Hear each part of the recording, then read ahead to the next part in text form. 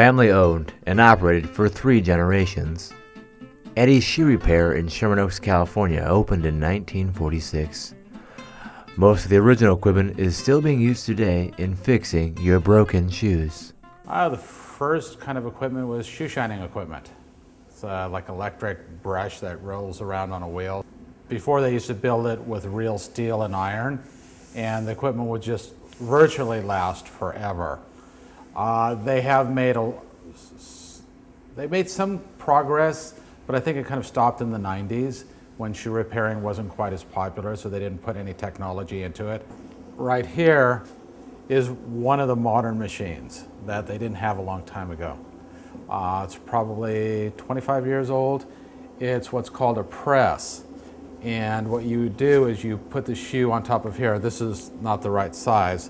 That's for a men's shoe. So it puts about 3,000 pounds of pressure onto a sole once you've glued it. And if you're a small child, you can use it to crack walnuts. This right here is a jack. It's like the old-fashioned tool that hasn't really changed at all. And what it has is different size lasts that go on here for the shoe. So say for example, you can see this high-heeled shoe is set up to fit this, so when you want to hammer anything on there, and it turns around. And you can also use it if you want to pull off, so it kind of holds it. Well, you know, in the old days, we used to have teenagers from the local Notre Dame high school work here. And they all went on to bigger and better careers. Nowadays, teenagers don't work. We can't compete with their coffee allowance. Probably one of the oldest pieces of equipment, you would install this in here, and this goes around, it starts here, it goes around like this, and it does this stitching in there and goes all the way through to the top. I remember one time we found some marijuana in the inside of a boot, and the running joke was we had to do a controlled burn. I mean, we gave it back to the customer, but this is years ago. This one, it's an old World War II ski boot stretcher. Now, if you notice, it's very short because back then they had short ski boots. They didn't have the tall ones we have today.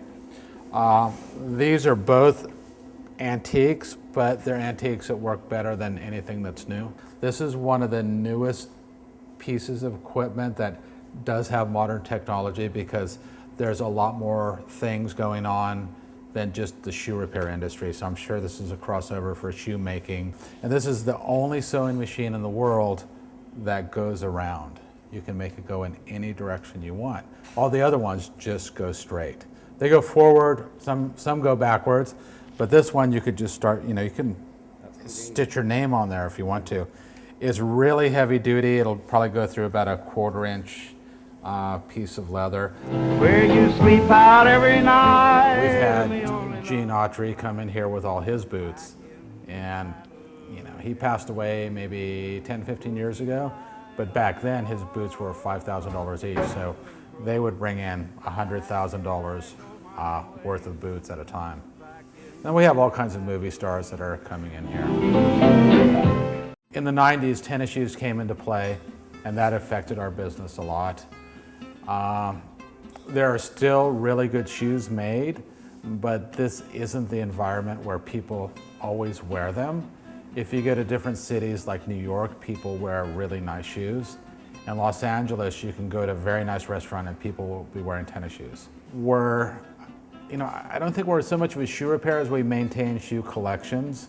Shoe repair equipment, that's kind of come to a halt. Nobody's really doing anything. They're doing some things in Europe, but it's pretty much a dying art.